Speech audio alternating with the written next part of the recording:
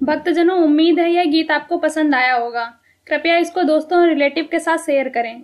अगर आपको किसी भजन पर प्रस्तुति चाहिए तो कमेंट करें। हम आपके लिए इस चैनल पर उस भजन को प्रस्तुत करने का प्रयास करेंगे। अगर आपने हमारे YouTube चैनल को सब्सक्राइब नहीं किया है तो तुरंत सब्सक्राइब करें और बेल आइकन दबाना बिल्कुल ना भूलें। धन्यवाद।